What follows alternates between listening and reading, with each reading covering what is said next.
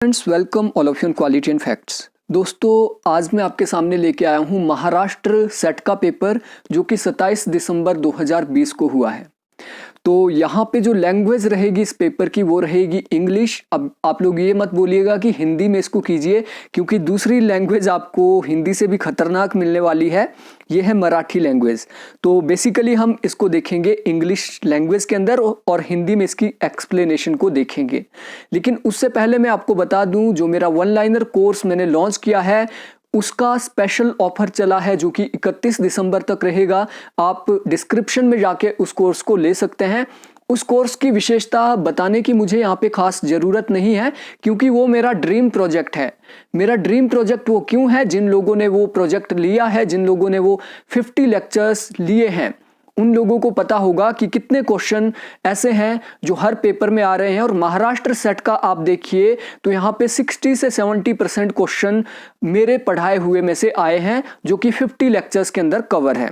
ठीक है, तो आप उसको देख सकते हैं। तो सबसे पहले यहाँ पे देखिए 73rd and 74th constitutional amendments deal with, तो 73वां और 74वां संवैधानिक संशोधन ये जुड़ा था पंचायती राज सिस्टम और अर्बन लोकल सेल्फ गवर्नमेंट के साथ, एमसी जिसे बोलते हैं आप।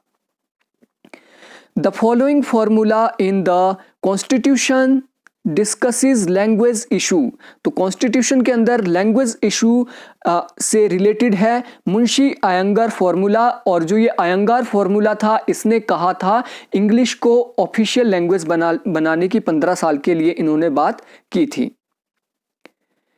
विच of the following is not the feature of rule of law, rule of law का इसमें से कौन सी विशेषता नहीं है?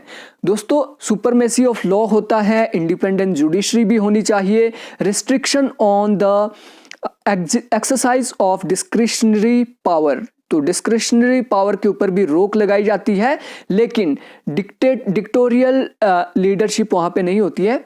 डिक्टेटोरियल, जिसे आप तानाशाही लीडरशिप कहते हैं, वो कभी भी रूल ऑफ लॉ में नहीं होती है। तो इसका करेक्ट आंसर होगा डी। तो हाईलाइटेड आप देख सकते हैं राइट आंसर के लिए।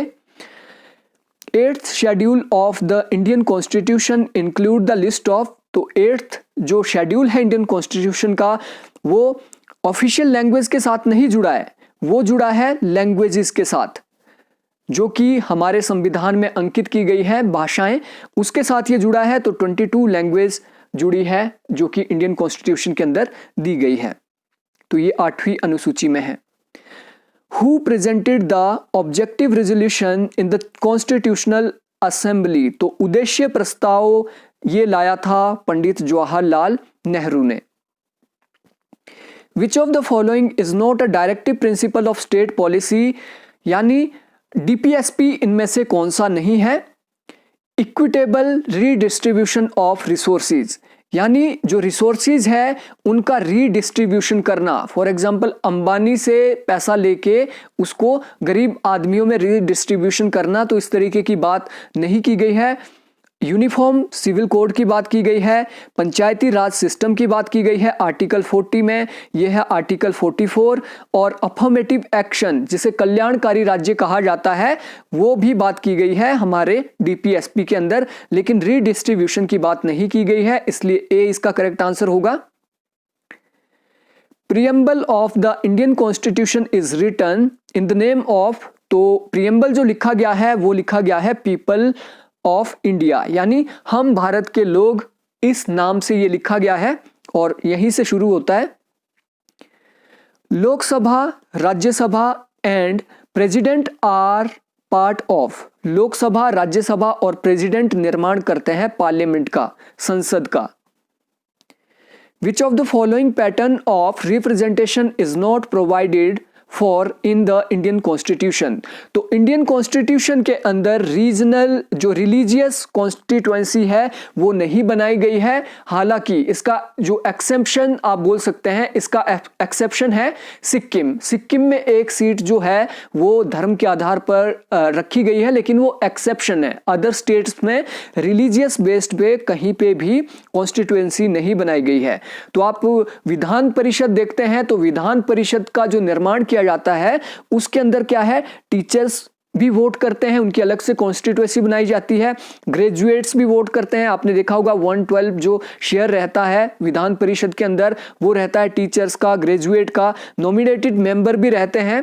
तो रिलीजियस कॉन्स्टिट्यूएंसी की बात नहीं हुई है। Dash was the speaker of 16th Lok Sabha. 16th Lok Sabha के जो स्पीकर थे वो थे Sumitra Mahajan. Which of the following states was not created in the year 2000? तो रिसेंटली पिछले परसों ही मैंने ये वीडियो आपको वन लाइनर लेक्चर अपने ड्रीम प्रोजेक्ट के अंदर दी है। तो छत्तीसगढ़, झारखंड और उत्तराखंड ये तीनों एक साथ बने हैं सन 2000 में। मिजोरम 2000 में नहीं बना, तो बी इसका करेक्ट आंसर होगा। Government of Maharashtra appointed the following committee to study regional imbalance. तो ये जो केलकर कमीशन बना था, कमेटी बनी थी केलकर, विजय केलकर कमेटी, ये रीजनल इम्बैलेंस के लिए बनी थी और इसने अपनी रिपोर्ट सौंपी है। विच of the following was the initial ideology of Bharatiya Janata party. तो भारतीय जनता पार्टी आप देखोगे जितनी भी पार्टीज इंडिया के अंदर निकली है वो कहां से निकली है, वो निकली है कांग्रेस से। ठीक है, सबका बाप कांग्रेस है। कांग्रेस में फूट पड़ी, कांग्रेस में फूट पड़ने के बाद दूसरी पार्टियां निकली। तो जो बीजेपी की इनिशियल आप देखते हैं आइडियोलॉजी है वो है गांधीयन सोशलिज्म। ठीक है, इसके अलावा हिंदू महासभा थी, हिंदू महासभा की आप देखते हैं हिंदुत्व। ठीक है, तो अभी हिंदुत्व की ओर ये बढ़ रहे हैं। तो पहले इनकी थी Gandhian socialism. Civil society group that launched campaign in Delhi in 2011 under the leadership of Anna Hazare in 2011। 2011 के अंदर अन्ना हजारे के नेतृत्व में एक सिविल सोसाइटी ने एक कैंपेन लॉन्च किया था जिसे कहा जाता है इंडिया अगेंस्ट करप्शन। और इसके अंदर इन्होंने क्या है, लोकपाल के गठन की बात की थी।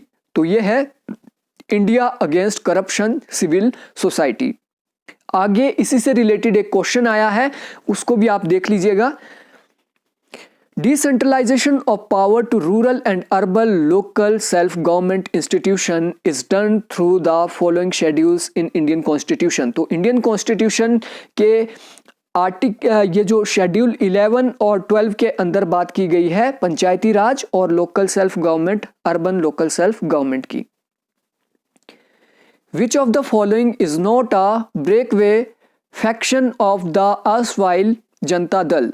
जनता दल जब विघटन हुआ उसके बाद कौन कौन से दल बने हैं और कौन सा नहीं बना है वो आपको बताना है।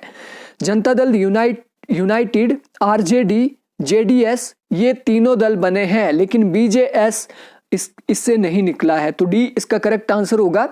बीजू जनता दल निकला है लेकिन बीजेएस जनता दल से नहीं निकला है।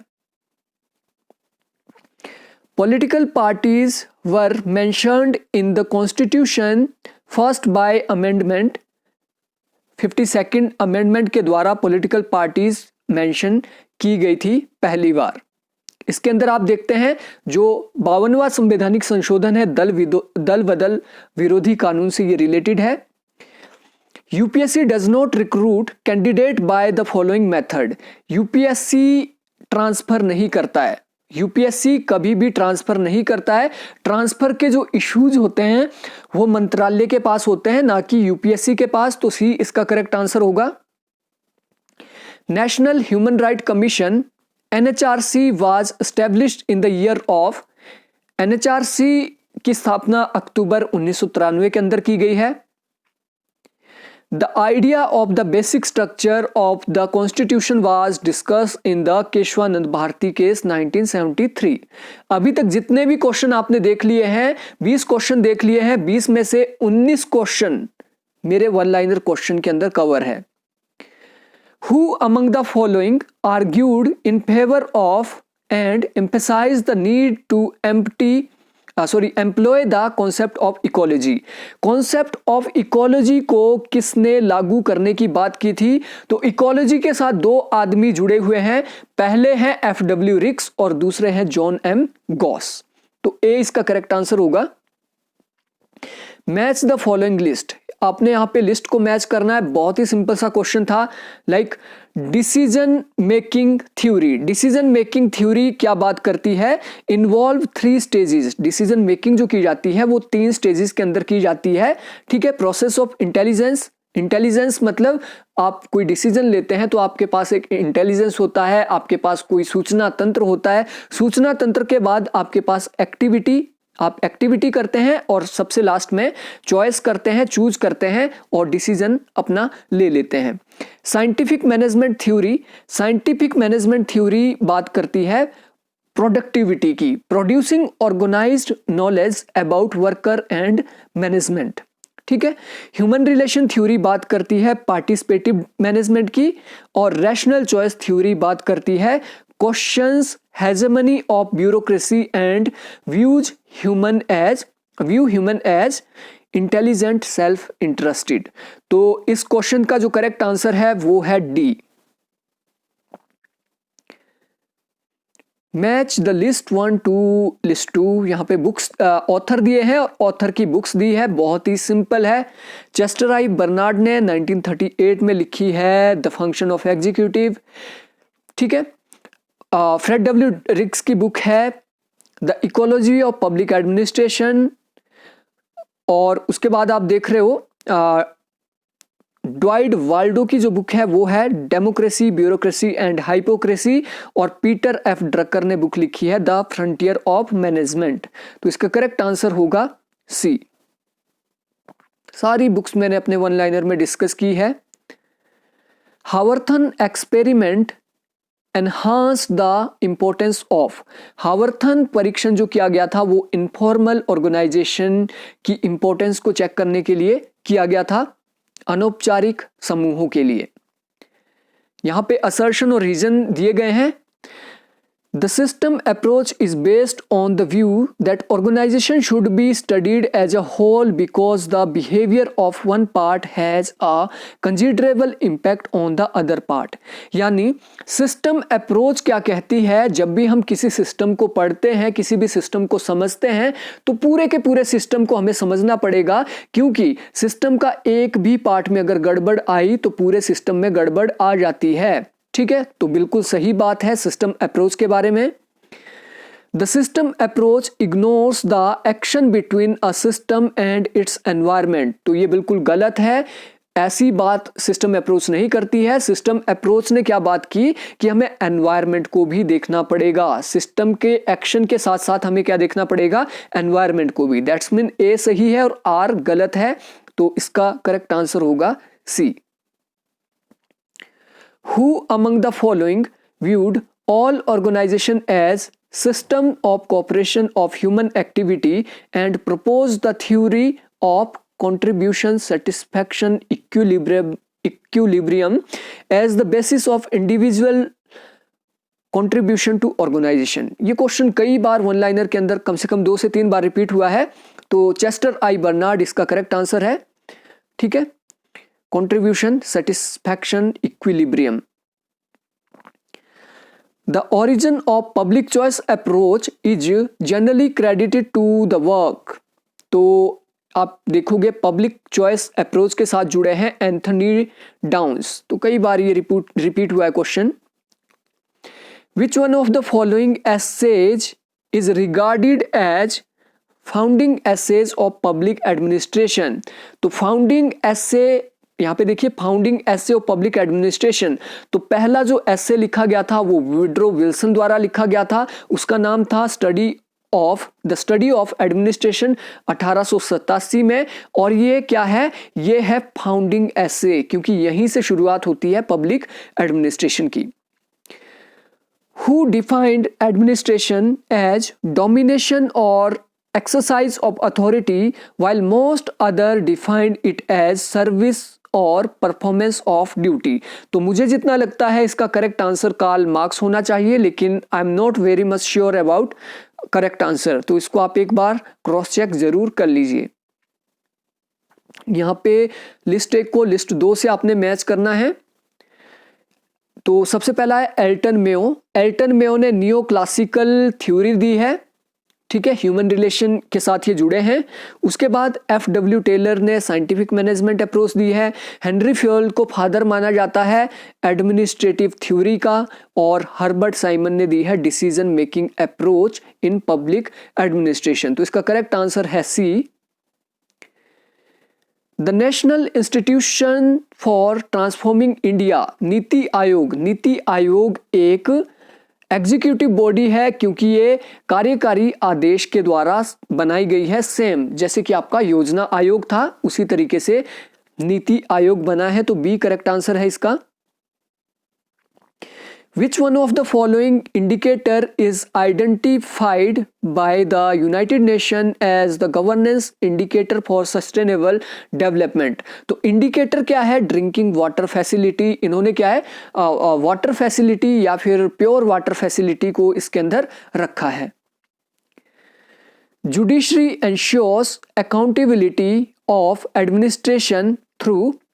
अब देखिए, जुडिशरी अकाउंटेबिलिटी को, जो अकाउंटेबिलिटी ऑफ एडमिनिस्ट्रेशन है, यानी एडमिनिस्ट्रेशन के उत्तरदायित्व को जुडिशरी कैसे रखती है। ठीक है, curbing arbitrariness of administration agency, safeguard the right and liberty of citizen, बिल्कुल सही। Declaring ultra vires the act of administration if they exceed the jurisdiction, बिल्कुल सही है। तो ये भी इसका करेक्ट आंसर होगा। दैट्स मीन ABC सी इसका करेक्ट आंसर है। Which one of the following is not a means of popular control over public administration? अब देखिए, जो पब्लिक एडमिनिस्ट्रेशन होता है, जो हमारे एडमिनिस्ट्रेटिव होते हैं, उनके ऊपर कभी भी आप इलेक्शन के द्वारा कंट्रोल नहीं रख सकते हैं, क्योंकि हमारे जो सर्वेंट होते हैं, हमारे जो ब्यूरोक्रेट्स होते हैं, वो इलेक्टेड नहीं होते हैं, उनका कभी भी इलेक्शन नहीं होता है। तो इलेक्शन के द्वारा उनके ऊपर कंट्रोल नहीं रखा जा सकता है। बाकी आप पब्लिक हियरिंग के द्वारा, पब्लिक ओपिनियन, फाइनेंशियल ऑडिट के द्वारा उनके ऊपर नियंत्रण रखते हैं। Legislative council over Indian public administration is in form of. अब ये थोड़ा सा डाउटफुल है कि लेजिस्लेटिव जो कंट्रोल होते हैं हमारे पब्लिक एडमिनिस्ट्रेशन के ऊपर, वो एक्सटर्नल कंट्रोल है या डायरेक्ट कंट्रोल है, लेकिन जितना मुझे लगता है इसका करेक्ट आंसर होना चाहिए एक्सटर्नल कंट्रोल। बाकी आप लोग कमेंट बॉक्स में लिख लीजिए कि क्या इसका करेक्ट आंसर होगा। National rural health mission 2005 is mandated to strengthen public health system in the state and union territory by। अब देखिए, जो नेशनल रूरल हेल्थ मिशन है 2005, उसमें क्या बात की गई है? उसमें देखिए, एक तो इन्होंने बात की है आर्गुमेंटेशन ऑफ हेल्थ इंफ्रास्ट्रक्चर, यानी जो हमारा हेल्थ इंफ्रास्ट्रक्चर है उसमें सुधार करना, पहला तो है इसका। दूसरा, increasing human resources, main stream of Ayush, providing mobile medical unit. तो इसका ए एंड डी तो है, लेकिन यहाँ पे ऐसा कोई ऑप्शन नहीं है। इसका मतलब हमें क्या लेना पड़ेगा? ये चारों इसके करेक्ट आंसर हमें लेने पड़ेंगे। हालांकि आयुष अभी लेटेस्ट ये शुरू हुआ है, लेकिन उस तरीके का प्लान पहले से भी था। तो इसका करेक्ट आंसर यहाँ पे होगा डी।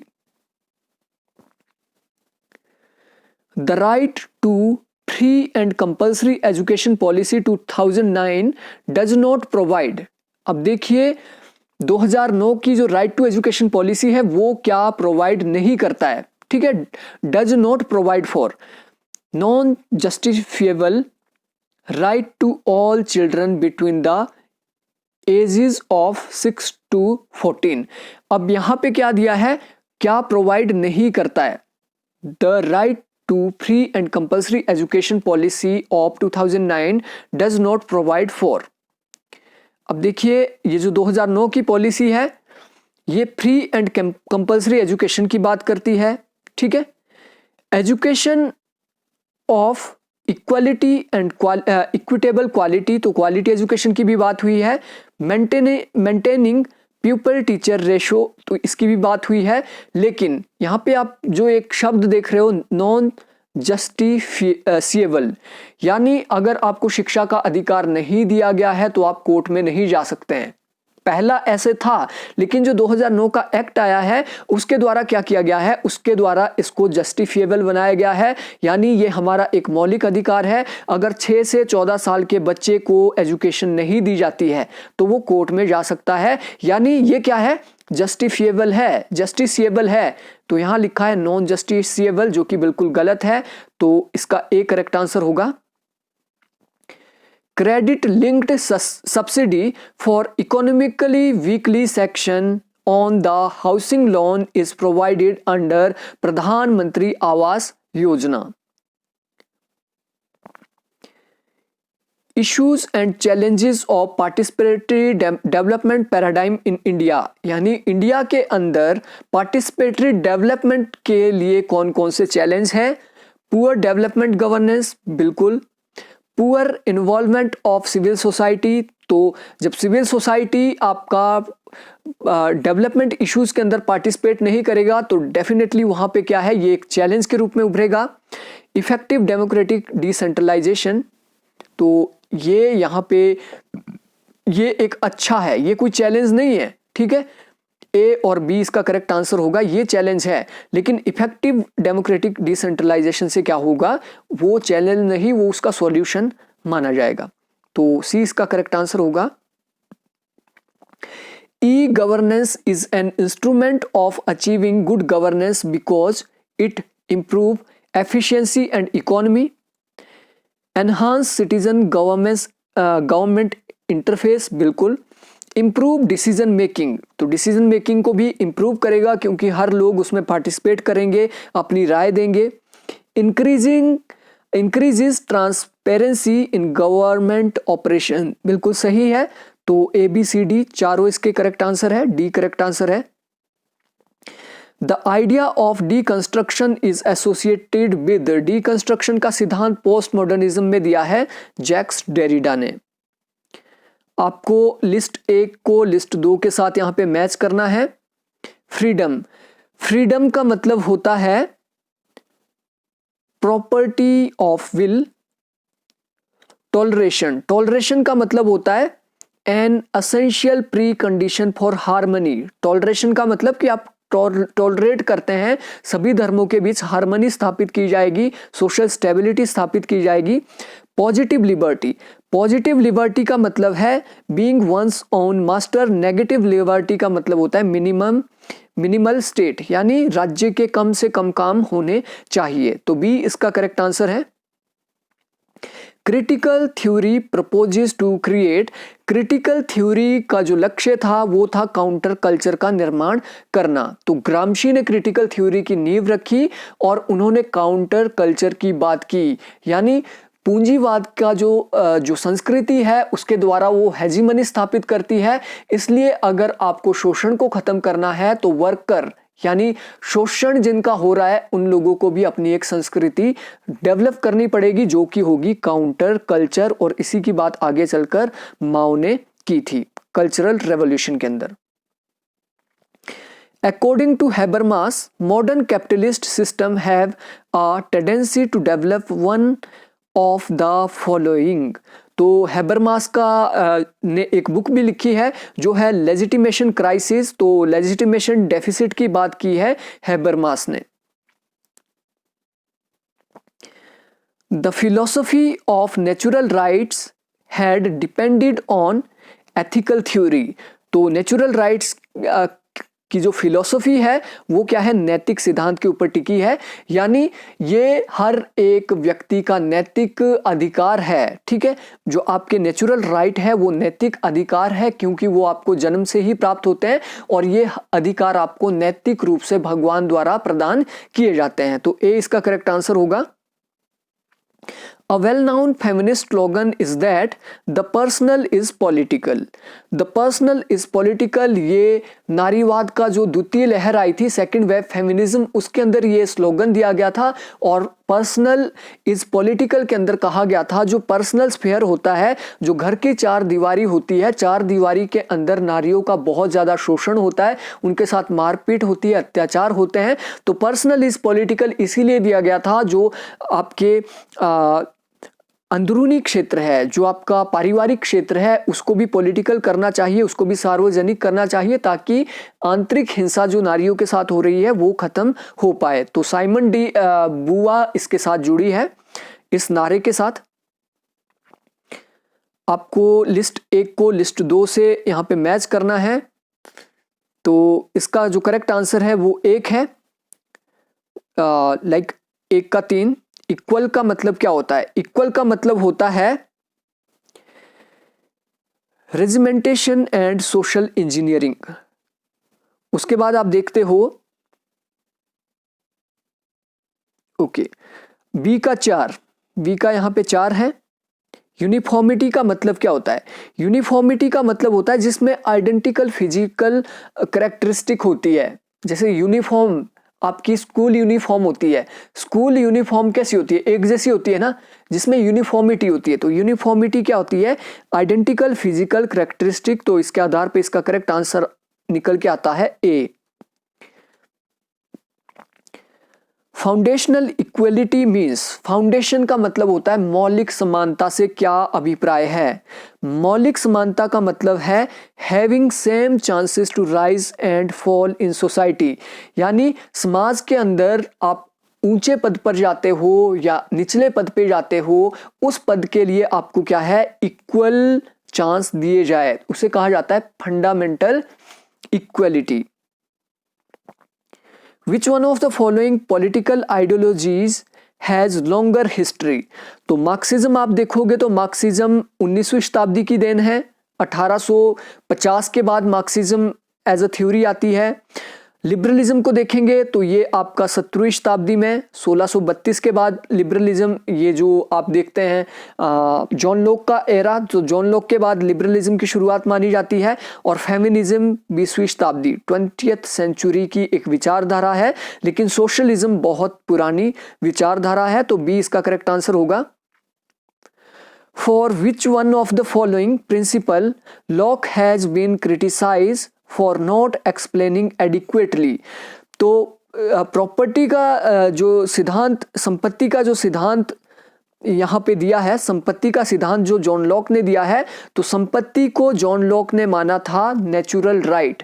तो नेचुरल राइट किस प्रकार मिल गया उनको? जब आप राइट तो स्टेट देता है, तो नेचुरल कैसे हो सकता है? बिना स्टेट के आपको संपत्ति का अधिकार कैसे मिल सकता है? इसकी आलोचना आगे चलकर रूसो ने भी की थी, बेंथम ने भी की थी नेचुरल राइट्स की आलोचना। तो ए इसका करेक्ट आंसर होगा। Which one of the following pair is not correctly match? इनमें से कौन सा पेयर करेक्टली मैच नहीं है? तो सो सिंपल, इसको मैंने कई बार वन लाइनर में डिस्कस भी किया है।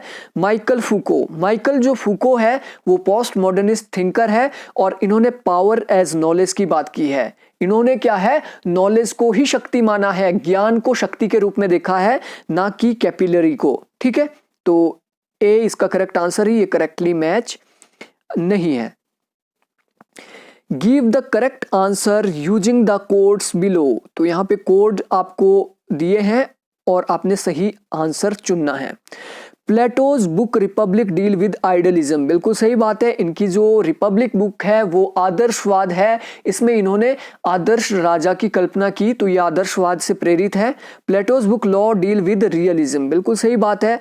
जब इनको ये महसूस हुआ कि हम आदर्श राजा नहीं बना सकते हैं, तो इन्होंने क्या है? द लॉज बुक लिखी और इन्होंने रियलिस्टिक अपने व्यू दिए कि ये पॉसिबल नहीं है, इसलिए हमें स्टेट को रन करने के लिए क्या करना पड़ेगा? हमें लॉज बनाने पड़ेंगे। ठीक है, तो ये रियलिज्म का उदाहरण है। तो यही इसका करेक्ट आंसर है, ए एंड बी। उसके बाद ये बिल्कुल ऑपोजिट है, सी एंड डी। ठीक है, विच of the following pair is not correct? JS mill modern liberalism, बिल्कुल सकारात्मक उदारवाद की इन्होंने बात की है। जॉन रॉल्स ने थ्योरी ऑफ जस्टिस की बात की है। माओ जेडोंग ने सोशलिस्टिक और क्लास वॉर की बात की है। लेकिन एरिस्टोटल कहां से न्यू लिबरलिज्म में आ गया? न्यू लिबरलिज्म की शुरुआत तो 1950 के बाद होती है। ठीक है, विच of the following pair is not correct, इनमें से कौन सा पेयर करेक्ट नहीं है। हीगल ने आइडिया ऑफ स्पिरिट यानी महान आत्मा, महात्मा, ईश्वर की बात की है। प्लेटो आइडियाज ऑफ फॉर्म, यानी इन्होंने क्या है कि आइडिया की उत्पत्ति कैसे होती है, आपके ज्ञान की उत्पत्ति कैसे होती है, उसमें इन्होंने गुफा और परछाई का उदाहरण दिया था। ठीक है, और इसी को आगे चलकर डेवलप किया था एरिस्टोटल ने। ठीक है, मैकियावेली मॉडर्न कॉन्स्टिट्यूशनलिज्म बिल्कुल सही है, लेकिन माओ ने रियल विल की बात नहीं की है। रियल विल और एक्चुअल विल के साथ जुड़े हैं Rousseau. Rawls' principle of distributive justice is based on the notion of difference principle। तो Rawls का जो distributive justice है वो difference principle के ऊपर आधारित है। The idea of social contract has been recently revived under a new form।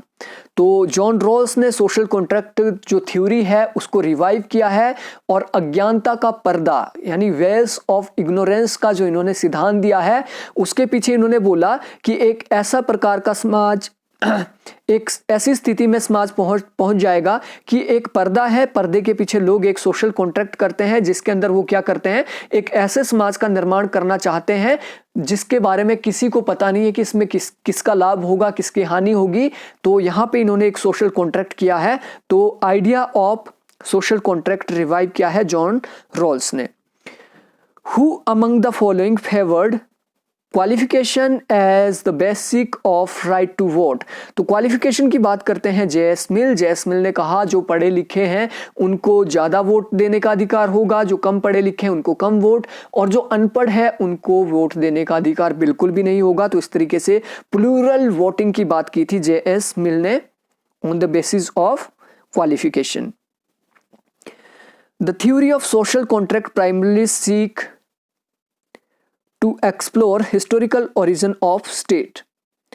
तो थ्योरी ऑफ सोशल कॉन्ट्रैक्ट क्या है, ये एक्सप्लोर करता है historical origin of state, to explore the basis of political obligation, to justify the status quo, to bring out a radical transformation of society। तो इसका ए ही correct answer होगा कि जो सोशल कॉन्ट्रैक्ट थ्योरीज है वो हॉब्स की हो, लॉक की हो या रूसो की हो, तीनों ने बेसिकली क्या है, राज्य की उत्पत्ति कैसे हुई उसी के ऊपर इन्होंने काम किया है।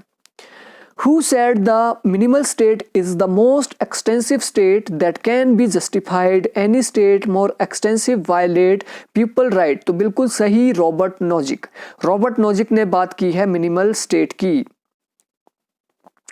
The idea of social contract has been recently revived under a new forum। तो ये क्वेश्चन दो बार यहाँ पे देखिए, आपका एक सेम क्वेश्चन दो बार यहाँ पे आया है। सोशल कॉन्ट्रैक्ट को किसने रिवाइव किया है? फाइंड द इनकरेक्ट स्टेटमेंट को आपने बोलना है। बिल्कुल सही बात है, अरविंदो घोष एक रिवोल्यूशनरी लीडर थे जो कि 1909 तक ये क्रांतिकारियों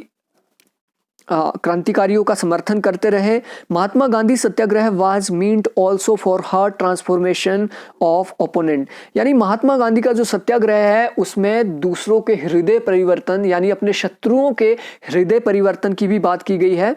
Periyar promoted rationalism, self respect and women rights. बिल्कुल सही बात है। VD. Savarkar was the champion of composite nationalism. बिल्कुल गलत है।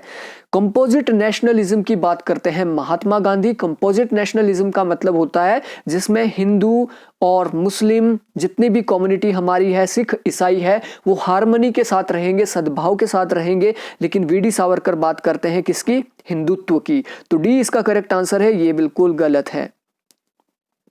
Who believed that the aggregate of the four body, mind, heart and soul is the individual। ये क्वेश्चन पिछले कल ही मैंने लेक्चर 17 आप देख लीजिए, लेक्चर 17 के अंदर मैंने ये क्वेश्चन डिस्कस किया है। दीनदयाल उपाध्याय ने कहा था जो मनुष्य है वो चार चीजों से बनता है, body, mind, heart and soul के द्वारा। According to Deendayal Upadhyaya which are four element of nation. तो नेशन के जो चार एलिमेंट है, people who treat their country as mother, common history होनी चाहिए, कॉमन लैंग्वेज होनी चाहिए और कॉमन धर्म होना चाहिए दीनदयाल उपाध्याय के अनुसार। Which of match the following pair, यहाँ पे दो जो पेयर दिए गए हैं, यहां से देखिए आपको पिछला क्वेश्चन भी क्लियर हो जाएगा। महात्मा गांधी ने बात की है कंपोजिट नेशनलिज्म की, ठीक है। एम एन रॉय ने बात की है रेडिकल ह्यूमनिज्म की। वी डी सावरकर ने बात की है हिंदुत्व की। और दीनदयाल उपाध्याय ने बात की है इंटीग्रल ह्यूमनिज्म यानी एकात्म मानववाद की। तो ए इसका करेक्ट आंसर होगा। Who wrote the book the high cast Hindu women, तो ये क्वेश्चन भी पिछले कल ही मैंने वन लाइनर में डिस्कस किया था। Pandita Ramabai. Why did Pandita Ramabai founded आर्य महिला समाज, तो ये भी पिछले कल क्वेश्चन डिस्कस किया था। आर्य महिला समाज की स्थापना क्यों की गई थी? विमेंस की एजुकेशन को प्रमोट करना और जो कम एज में विमेंस की मैरिज की जाती थी, चाइल्ड मैरिज जो की जाती थी, उस समस्या को रोकने के लिए इन्होंने महिला आर्य समाज की स्थापना की थी। तो आर्य समाज की स्थापना बेसिकली दयानंद सरस्वती ने की थी और महिला आर्य समाज की स्थापना पंडिता रमाबाई ने। Arbindo's ideas of revolution were based on certain philosophy and spiritual foundation such as, जो अरबिंदो घोष की फिलॉसफी है रिवॉल्यूशन की, पहली तो है सच्चिदानंद को मानते थे सुप्रीम रियलिटी यानी भगवान, ठीक है। सच्चिदानंद उन्होंने माना है भगवान को।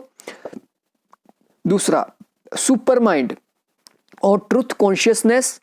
तीसरी इन्होंने बात की है evolution as means of liberating consciousness. तो तीनों की इन्होंने बात की है रिवॉल्यूशन के लिए। तो ए बी सी यानी डी इसका करेक्ट आंसर है। Mohammad Iqbal's ideas can be summarised as, Mohammad Iqbal के आइडियाज को समराइज किया जा सकता है। मोहम्मद इकबाल की वीडियो मैंने अपलोड की थी, उसके अंदर ये कंप्लीट है। सबसे पहले इन्होंने बात की quest for idealised theocratic but modern state, यानी इन्होंने क्या किया, इन्होंने थियोक्रेटिक स्टेट की बात की, मुस्लिम राज्य की बात की। अब थियोक्रेटिक क्या होता है? धार्मिक राज्य की बात की, लेकिन उसके अंदर इन्होंने मॉडर्न प्रिंसिपल को अपनाने की बात की। और दूसरी इन्होंने बात की believed in God suzerainty as the provider, the benefactor, the जज, the guide and the beautiful. तो ए एंड डी इसका करेक्ट आंसर है D.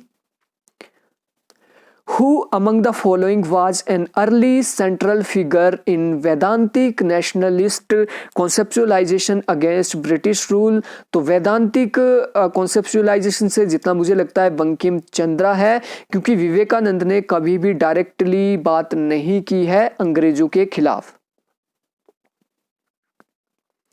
Which one of the following option was not a part of M.N. Roy's 4 classes framework in Indian context? तो 4 classes में इन्होंने बुर्जुआज की बात की है। बुर्जुआज इन्होंने माना था कांग्रेस पार्टी को, प्रोलिटेरिएट जिनका शोषण हो रहा है, ठीक है, और पीजेंट्री को भी इन्होंने माना था, लेकिन इंटेलेक्चुअल की इन्होंने बात नहीं की है एज अ क्लास की। मैच द पेयर, यहाँ पे पेयर आपने मैच करना है कि पॉलिटिकल पार्टी कौन सी है, एनजीओ कौन सी है, ठीक है। तो पॉलिटिकल पार्टी है आपकी Trinamool Congress. Civil society campaign Anna Hazare ने शुरू की थी, एजिटेशन फॉर लोकपाल, जिसे नाम दिया गया था इंडिया अगेंस्ट करप्शन, ठीक है। तो ये सिविल सोसाइटी है। एनजीओ है सेव द स्माइल फाउंडेशन, जो कि चिल्ड्रंस के लिए बनाई गई है, अनाथ चिल्ड्रंस और उनके ऊपर जो अत्याचार होते हैं।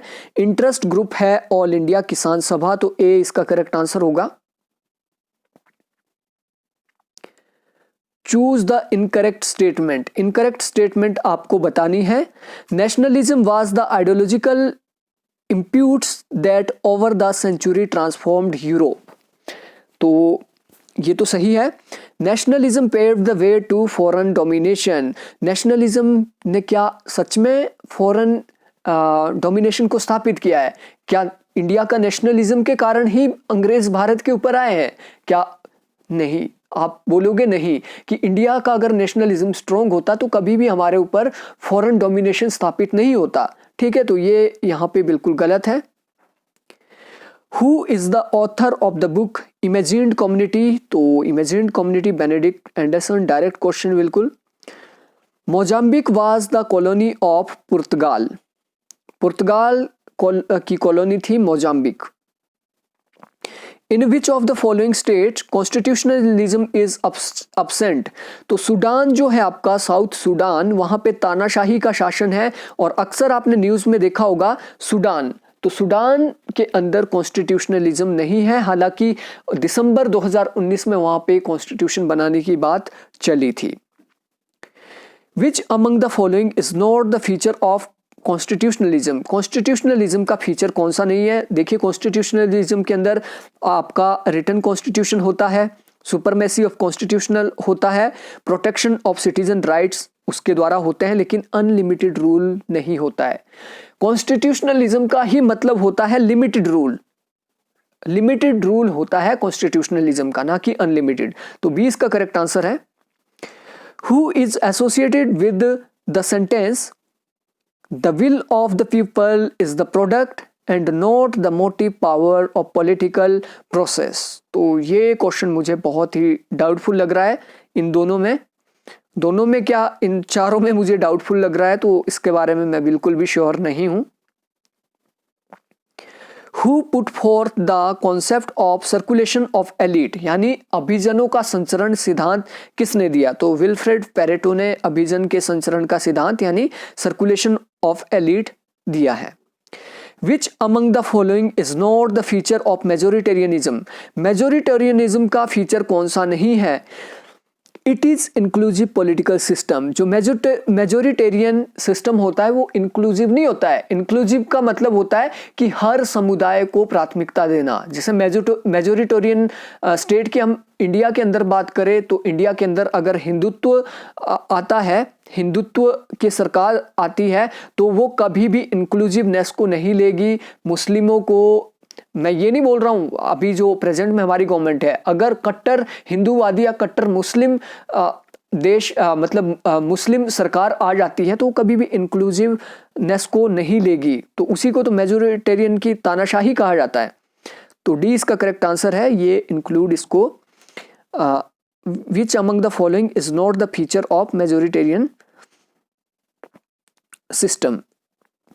Which is not a device of direct democracy, direct democracy के अंदर रेफरेंडम होते हैं, रिकॉल होते हैं, इनिशिएटिव होते हैं, लेकिन इलेक्शन ये बिल्कुल भी डायरेक्ट डेमोक्रेसी का उदाहरण नहीं है, क्योंकि इलेक्शन तो डायरेक्ट डेमोक्रेसी में भी होंगे, इनडायरेक्ट में भी होंगे, ये तो सभी का है, डायरेक्ट का भी इनडायरेक्ट का भी, ठीक है। तो ये इसका नहीं है election. Which of the following reason can drive people to seek asylum in another country, यानी शरणार्थियों की जो समस्या आती है, किन कारणों की वजह से लोग दूसरे देशों में शरण लेते हैं? तो पहला तो होता है पॉलिटिकल अनरेस्ट, यानी वहां पे क्या है, राजकीय अव्यवस्था फैल जाती है, ठीक है, और अपने जो विरोधी होते हैं, अपने जो ओपोनेंट होते हैं, उनको मरवाने की कोशिश की जाती है, इसलिए लोग असाइलम लेते हैं। लाइक आप दलाई लामा का उदाहरण देख लेते हैं। और दूसरा है जेनोसाइड, जहां पे मास नरसंहार किया जाता है। तो आपने देखा होगा जब जर्मनी के अंदर हिटलर ने जेनोसाइड किया था, नरसंहार किया था, तो आपने देखा था कि कैसे यहूदी शरणार्थी के रूप में चले जाते थे यूएसए में। तो ए एंड सी यानी डी इसका करेक्ट आंसर है। Holding the increase in global average temperature to well below 2 degree Celsius above pre industrial era. तो दोस्तों ये जो क्वेश्चन है पिछले कल ही मैंने आपके साथ डिस्कस किया था। तो ये पेरिस एग्रीमेंट बहुत ही सिंपल, और इस तरीके के बहुत से क्वेश्चन मैंने अपने वन लाइनर में डिस्कस किए हैं।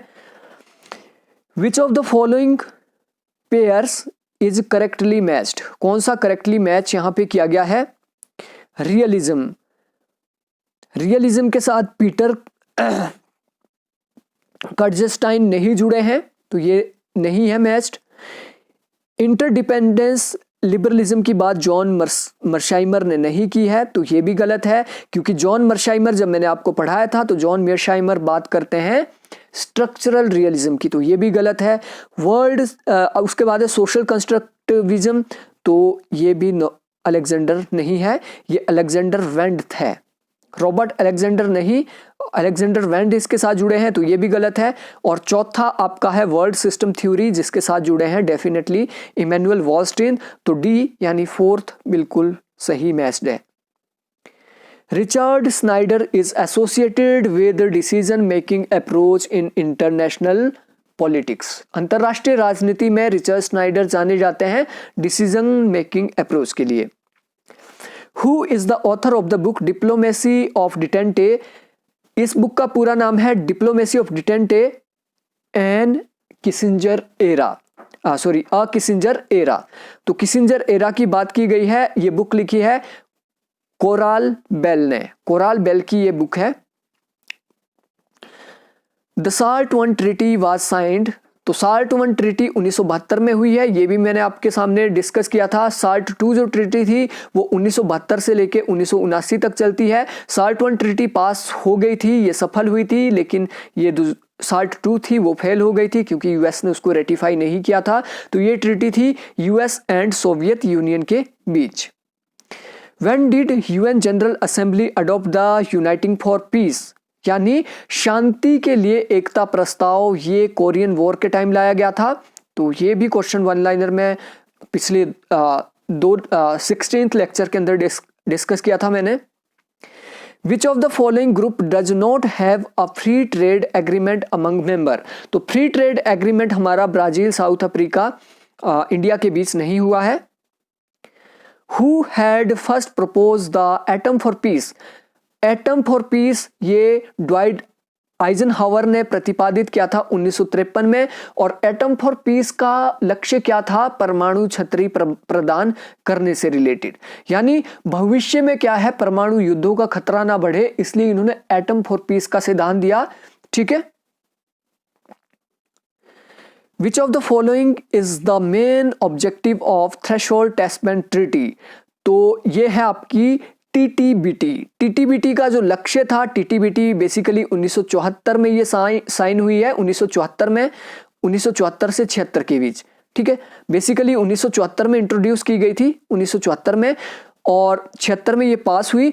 इसका जो लक्ष्य था, टीटीबीटी का जो लक्ष्य था, इसका था ban on underground nuclear test having a yield of more than 150 kilometre, यानी अंडरग्राउंड जितने भी एक्सपेरिमेंट होते हैं, न्यूक्लियर एक्सपेरिमेंट होते हैं जिनका 150 किलोमीटर तक प्रभाव पड़ता है, उसको बिल्कुल बैन करने की इन्होंने बात की थी। असर्शन और reason, India is a emerging power, बिल्कुल सही बात है, इंडिया एक इमर्जिंग पावर है।